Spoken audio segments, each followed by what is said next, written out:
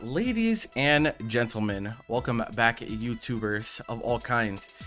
We are back with module number 3 on the Will Rollback Fix It series for Dragon Ball FighterZ. And so today, we have two major parts to talk about. The first is going to be centralizing mechanics. The second one is going to be useless mechanics. And so these are two sections that are very irritating, a big pain point for a lot of people when it comes to this game, and I'll kind of explain why as we go along. So we'll start with centralizing mechanics. This one should be pretty easy to figure out. So for those of you who don't know, there's this thing, Sparking Blast. So why is Sparking Blast so bad for the game? Well, as with the previous two parts that I talked about, it's like Bandai has a tendency to overload mechanics, and they tend to overload moves. They add too many properties into moves all at once. And so you might have thought to yourself, man, sparking is really stupid and I hate dealing with it, but you might not know just to what extent it is very dumb. So let's talk about all the things that sparking gives to you. You press Sparking Blast. Sparking Blast lasts for 7 seconds if you have 3 characters, 14 seconds if you have 2 characters, 21 seconds if you have just 1 character, but there's actually a caveat to that we'll cover later. When you're in Sparking Blast, you get the following. You get a 20% damage buff. Your blue life recovers over time on its own without your character being in the back. You get access to jump cancels on block. So if I do a string here, I can jump cancel my 2M, meaning that I can also do like air dashes and whatnot after buttons, right?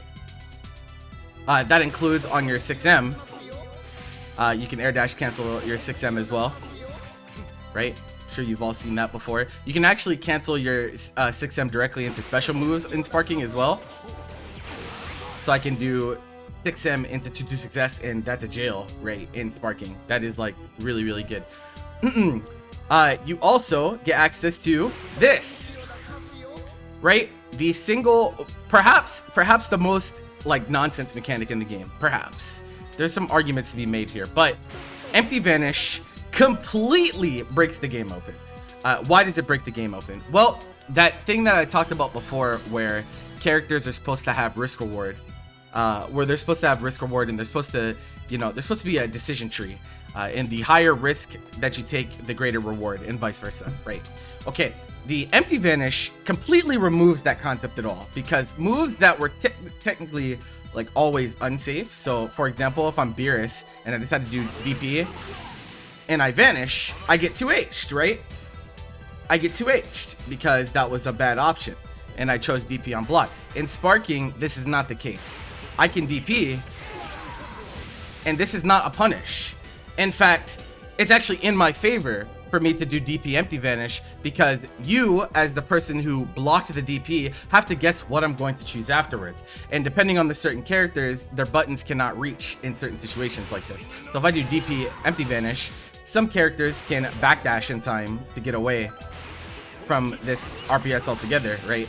Freeze's 2H is pretty big though, so you actually can't do it on him. But a lot of characters cannot hit you after Empty Vanish backdash after DP, right? And so it completely removes the risk reward associated with DPing, because you can just throw out an invincible move and be safe no matter what. Absolutely insane part of Sparking.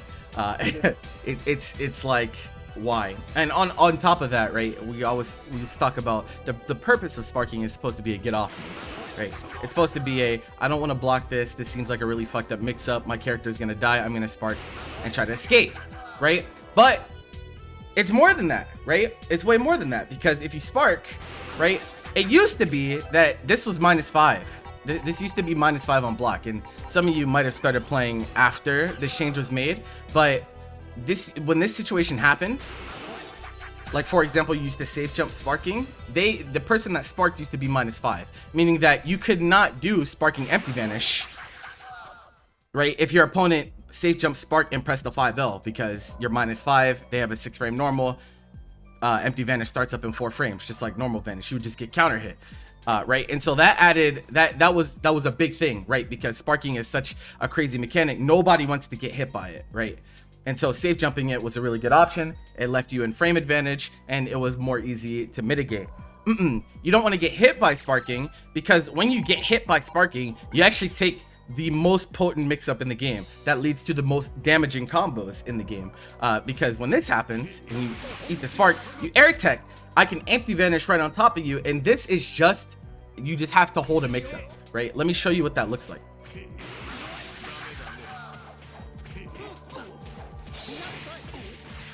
Right? That's all jailing 50-50. You cannot escape this, right? All you can do is try to GC vanish, but if you GC vanish whenever someone is in sparking, you actually die. You actually just straight up get punished. So I'll show you what that looks like too. So this situation is like super fucked, right?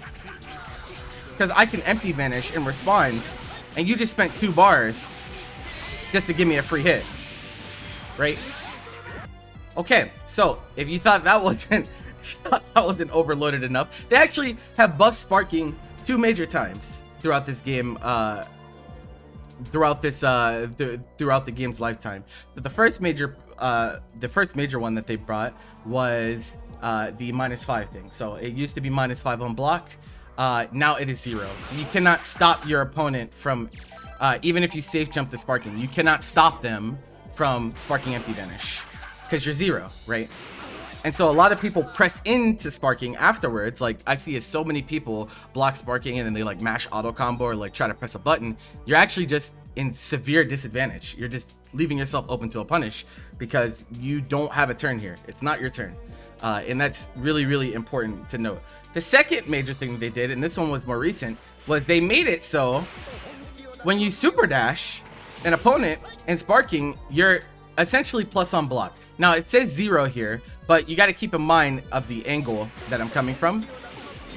So this didn't used to be the case. What used to happen is when you were in sparking and you SD'd, you would bounce off your bounce off would be pretty similar to that of the normal super dash. It would be a little bit closer, but not like super on top of their body. They made this change to make it harder to stop people that sparking and then mash super dash and then just mash buttons, right? Because before, what used to happen was if you did sparking SD and you tried to mash JL afterwards, most of the time you would just get 2H'd. You just get 2H'd because you're not safe there, right? But now it's very hard to 2H this. And so think about all the things that with the touch of a button, right? With the touch of a button, you get all of this with sparking. And it's so strong that you can't not deal with it, right? You can't, this is an unavoidable mechanic. It is a centralizing part of the game. I've gone on record to say that sparking activation is the most impactful part of the game. And it is, because the game doesn't really start until someone presses sparking, right? You've seen the craziest comebacks in the world happen because of sparking. You've seen people get absolutely destroyed because of sparking. It enables touch of deaths. It does all of that, right? All of that in one mechanic. This is an issue, right? This is an issue. Oh, and I didn't even talk about the fact that whenever you hit someone in sparking, you get double meter gain. And so you definitely kill people off of your sparking mixes, which are the most potent in the game, right? It's just too much all at once. Too much all at once. There's too many things that it gives you at once, not enough drawback, right? That's a problem. So Sparking Blast, absolutely broken. Insane. Okay, this next one though is going to be a bit of a hot take, right? Another centralizing mechanic, and this was introduced recently, is this. Whoops. Special tag. Special tag. Have you ever noticed that a lot of the best characters in the game abuse special tag really hard? You ever notice that? That's by design. So special tag, what special tag did was it added a lot of damage route options for characters, but this is both a positive and a negative, because it contributes to one of the main issues of the game, and that damage is too high, and it also removes that aspect of I need to do like a super optimized combo in order to kill my opponent, right? A lot of you have seen Gogeta Blue do literal BMBs because he always gets end of combo special tag DR, right? He can always knock down, he can always end his combos with a meter building ender. He doesn't have to spend anything extra. That's important. Vegito is also like this. Labco is like this to an extent, but only on Lariat Spin, and I don't think it works at max hit stun decay. But characters that are able to do special tag DR no matter what at the end of combos they will naturally do way more damage because they build more meter and they don't have to sacrifice knockdowns in order to optimize their combos, which means you can do really, really simple stuff and still kill your opponent. And that's exactly what's happening, right? Yeah, that's exactly what's happening. He literally does BMBs and you just die because everything always ends with, I can do a super, super long combo, but it doesn't matter because I can always get special tag DR at the end and I can cash out, right? You can always do that. So special tag is like a double-edged sword in that aspect. I think there are some characters that that kind of needed it, right? I think there were some characters that like didn't have great damage routing options before, so being able to special tag in your teammate and be able to finish the combo with them is actually like a really cool for flexibility stake. But I really think that like this mechanic has contributed to some of the issues that have arisen in Dragon Ball FighterZ. Unfortunately, neither of these mechanics will ever be touched. Sparking would be the one that we'd really want change, but they've actually gone the opposite direction. Instead of making sparking easier to deal with, they made it harder to deal with as time goes on. And so like it's not fun. It's not fun, right? It's not fun, and Rollback certainly won't fix this, right? That's just kind of the essence of the game, and these mechanics that, you know, the game is kind of built around at the moment. Now, a lot of people will talk about, you know, when we talk about mechanics and centralized mechanics, people want to talk about like super dash, right? People want to talk about like raw tag. These two aren't as egregious to me, and the reason is because the game's kind of built around them. I do think that raw tag is a little bit too strong. I could agree with that, but super dash, you know, I see people talk about, I want super dash removed from the game. I don't think they realized that like the game would not work without super dash. The game is built around super dash, so I don't think you can remove, I don't think you can remove the mechanic from the game without completely changing. Like, it's no longer Dragon Ball FighterZ if you remove super dash, and you could understand that by the way that like characters combos work. It's just how it is, right? A lot of the strong RPS in the game comes off of, you know, are they going to super dash? They're not going to super dash. A lot of the reason that you know, characters have been given such easy anti-airs in the game is partially because of super dash, right? Because people were like, oh, you know, I don't want to deal with it. There's a reason that all 2Hs are frame 4 invulnerable, right? It's because super dash exists. And so like, I just think you can't really take it out without literally like, it's just a different game at that point, right? And so yeah, it is what it is. Raw tag, like I said, raw tag is like probably like a very small change away from being more fair. You could either increase the risk associated with it, or you could decrease the reward, one or the other. I think either is fine. Like if, for example, when you get a raw tag combo, if you made it so like it was a vanish, like you ever do a vanish combo and this shit does like no damage, right? If this was like the damage scaling you got with raw tag, then I think it would be fine. Or similarly with the meter, right? Like if you got a raw tag but you got put in meter penalty instead of building meter during the combo, I think that would also be okay.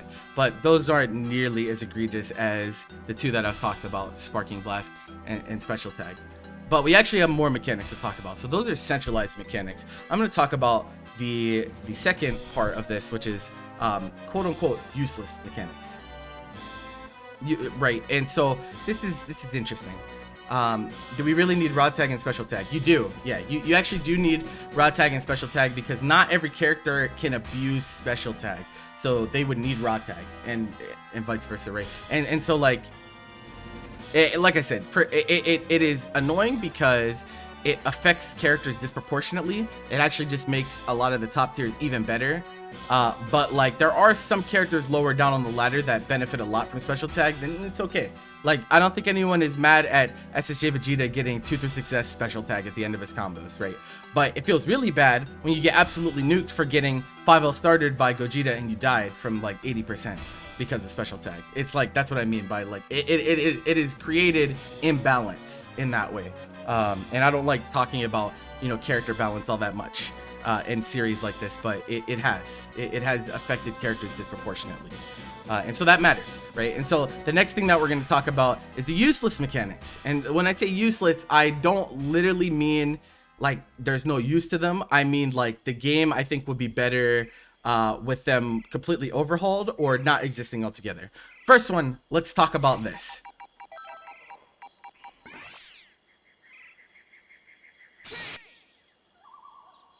Oh, it doesn't work that way. That's tough. Right? Limit break. Let's talk about limit break. Why is limit break so bad for the game? Right? It's really, because it's really bad for the game. Limit break is bad for a few reasons, right? So for those of you who don't know what limit break is, it is a 20% damage buff whenever you're on your last character, and it also gives you a free meter when you come in on your last character. And on the surface, this might seem like something that isn't necessarily like game breaking or that problematic, but it is, because limit break is a mechanic that is not skillful. It is not skillful. So the mechanics I talked about before, right? Sparking Blast, Special Tag, I think they're too strong, but at least you still have to do something to utilize them, right? You have to do the proper sparking transition. You have to do the right combo into Special Tag, right? You have to do the correct ender. Limit break is not like that, right? Limit break just straight up rewards people for losing. Straight up. You do not have to use or do anything to get benefit from limit break, right? You just get 20% damage for existing. And so for that reason, right, I think this is a much worse mechanic than something like X Factor, right? A lot of people want to talk about X Factor when we talk about these games, right? So X Factor is insane. It is. It's absolutely crazy, right? But in essence, X Factor is simply a damage and a speed buff. That's what they are. You can also guard cancel X Factor for certain punishes that you wouldn't have otherwise, but generally it's just a buff to a character, right? You still have to do the right combo. You still have to utilize X Factor. In fact, some characters' combos in Marvel 3 got completely fucked up because of the speed. They had to adjust. They had to make sure that they did the right route in X Factor to make sure they didn't drop the combo. Limit break is not like that. It does not change the routing. It does not change anything about your character except you're losing, let's make you do more damage. This is a horrible way to implement a mechanic in my opinion, especially a comeback mechanic. If we're talking about comeback mechanics in fighting games, I would much rather there be a mechanic that you have to utilize and do something correctly in order to get the benefit, i.e., you know, if you played Street Fighter 4, there's the Ultra system, right? The Ultras in Street Fighter 4, you get explicitly from losing. You get them from getting hit, and you also get them from focusing fireballs, which makes it so, like, you don't necessarily have to be losing to get them, which is a good thing. But you have to hit your opponent with the Ultra to do it, right? You have to do a combo into it. You have to, you know, make a right read. You have to use it in a correct way. Limit break is not like that, right? It's not like that at all. You just exist and you deal more damage because you're losing. And for that reason, I think limit break is just useless. I don't think it adds to the value of the fighting game that we're trying to play. In fact, I think the game would just be a lot better without it. Straight up. And I think on top of that, you know, this is a personal thing. I can't get as hype for limit break. I can't get as hype for comebacks anymore in this game because limit break is a thing. Because like characters don't even have to do like tough combos or anything like that to like absolutely nuke you. Like it is, limit break is just insane. Like you just die. Like you just die for no reason because you were winning, right? It just completely turns the risk reward of the game on its head. And so like, you know, even against solo characters, people play really scared. And like even when they're 3v1, because it's like, wow, bro, if my opponent like flails and they hit me with one of their crazy ass EX moves and limit break, I'm just gonna fucking explode, right? I'm just gonna fucking explode. And yeah, I think that's pretty bad overall. I really don't like limit break, and I wish it was not a thing, but it is what it is. Next mechanic, how about this? Remember this? So for those of you who didn't play in Season 2, snap used to be set incoming timing. So what would happen is that you snap your opponent out, and every time when they came in, it was consistent. They came in at the same place, and they came in at the same timing every single time. And so in Season 2, it was in the category of centralizing mechanic. So like if we were in Season 2, I would have put this in the last section because it was over centralizing. Now added a lot of consistency to the game. It also opened up avenues for characters that didn't normally have them. Was it too strong? Absolutely. The lockout timer was way too long. It was 8 seconds of lockout, meaning that like when you snapped in a character, they pretty much had to take 3 mix-ups. And that was pretty fucked up. That was pretty fucked up. I agree with that. However, in their effort to combat the issue, they have essentially turned snap into a useless mechanic, which no one likes mechanics in fighting games that are completely useless, right? Nobody likes that. You would at least like to have some type of utility for all of your mechanics. Now, you might be saying, but what if my opponent has blue life? I can snap them out. Sure, you can do that, but that's such an edge case, right? That's such an edge case. That doesn't happen that often, right? Especially against better players that have better assist calls. Because a lot of the time, especially now, the top tiers in the game, when they hit your bat character, when they hit your assist character just dies. They don't even need to snap. You just lose them outright. You don't ever get the chance to snap them in because they just die. And so snap is like very, very weird because, you know, you have to give up your advantage. Your opponent has variable incoming timing because now you can delay your incoming on snap up to 30 frames, just like delay wake up, right? And a lot of the time, since the way that snap plays out is so quick, so I could snap you in, but you're only locked out of your assist for 8 seconds.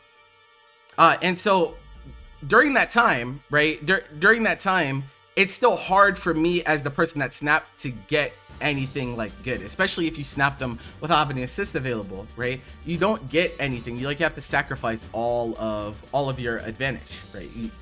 All of it, like, essentially. It's very difficult, right? Especially against characters that have air okay anti-airs. So like if you snap a lab coat, right, you can't pressure her at all, right? Because she could spin you and your advantage just turned into her advantage. You just have to snap her and back off, essentially. And that goes for, you know, some other characters that have strong anti-air enabled moves as well. And so it's annoying, right? Snap is a mechanic that was too strong, but I think in their attempt to right their wrong from season 2, they did the opposite. Like they made it too weak. There's not enough of a place of it for it, and so you don't see snap very much at all. And so it's like it's kind of useless. Like why do we like the game would not be that much different if snap was not a thing, right? It wouldn't be that much different. And it's crazy because they like very clearly don't want us to like happy birthday that well either. So it's like, yeah, it's actually like super awkward. I don't know what's wrong with them, but it just is what it is. I wish snap was a little bit better. Doesn't have to be insane, but I do wish that there was more of a place for it, just because it also allows you to target characters, right? Right now, the only character that you really want to snap in is like Gohan, right? And even when you snap in Gohan, you have to deal with, you know, you know, Ki Blast that moves him backwards. You have to deal with air legs, right? So unless you snap him in when he's 0, it's like, it's still kind of awkward. It's still kind of awkward sometimes. And so I wish that was different, but it's not. The last one I want to talk about is Air Guard Cancel. Air Guard Cancel, ladies and gentlemen. Man, what a useless mechanic, right? What an absolutely terrible mechanic. So they added the ability to just straight up guard cancel on the air. And the idea, right, the idea was that if you fight against a character like a Gohan, you know how they could staircase you or like press air legs? They could press air legs on you and you just kind of had to hold that whenever you air blocked, right? And so that the use case of air guard cancel was to be like if your opponent did a special move to try to lock you down in the air, you could air guard cancel and get out. But in reality, it's completely useless because, first of all, not many characters even do things like that in the first place. It's pretty much only the Gohans that are like air legging people with a move that's long enough that guard cancel would even be viable. So like, for example, if I'm playing Gogeta and I hit you with like air lariat, right, and you guard cancel, you just die, right? Like if you air guard cancel this move on block, you just die because I recover in time. And that's the case for most special moves in the game. If you guard cancel on them, you just die because they recover and then they 2M you and then you're really sad. And so like this mechanic not only is useless, but it also really fucks up execution for people as well. So like there's a lot of times where people are trying to call assist and they experience block stun that they weren't expecting to experience, and they get air guard cancel and they lose a whole character for that. And so like in situations like that, it's pretty much impossible to know if you're like, who's to say, right? Who's going to be able to decipher whether you're in block stun or you called the assist 1 frame before you entered block stun, right? That 1 frame difference could be the difference between losing an entire character and losing the game or not, right? And so it's very, very silly that air guard cancel is both existent and you can't turn it off. You can't turn off air guard cancel, which doesn't make any sense, because like if I could turn it off, I just absolutely would, but you can't. And so it leads to like very, very like dumb situations where people get misinputs, right, in situations that they never used to before, because guard cancel was not a thing before. Like if you blocked and you tried to call assist, like you'd be fine, right? But now you can just die for trying to call assist in neutral, and someone like got an SD that got to you a few frames before you were able to call it. So yeah, those are like three mechanics that I think are like really, really bad, and not because they're centralizing, but because of the opposite. Like it feels like these are mechanics that there isn't really a place for, and so that's a lot of wasted time and effort, right? That's three mechanics that like, why are they there? Why are they there? They're not supposed to be like, they just get rid of them. Just actually just get rid of them. In Snap's case, like you could buff it, right? But I think people would just complain again. You know, people cried pretty hard about Snap whenever it was a thing. If you don't want incomings, that's fine, sure. But then just remove it. Just remove it. You can replace it with something cooler, if that's what you want. If you can replace it with a mechanic that is actually useful. But yeah, so those are like, you know, I went over 5 things, and I think that these mechanics, right, these create like a very important foundation of Dragon Ball FighterZ. And you know, while each individual one might not be like that big of a deal to each individual person, I don't think that's the case for like Sparking Blast and Special Tag. I think you will always like encounter them no matter what. The collective of all those things, both the centralizing and the useless mechanics, just like why is the system like this, right? Why are there so many mechanics that are flawed in this system, at least to the extent that they are. So yeah, that's what I have for you for this module. If you want to leave a comment below letting me know what you think about any of the mechanics you covered: sparking, special tag, limit break, snap, and air guard cancel, you know, leave a comment, let me know what you're thinking, and yeah, we'll see you in the next module.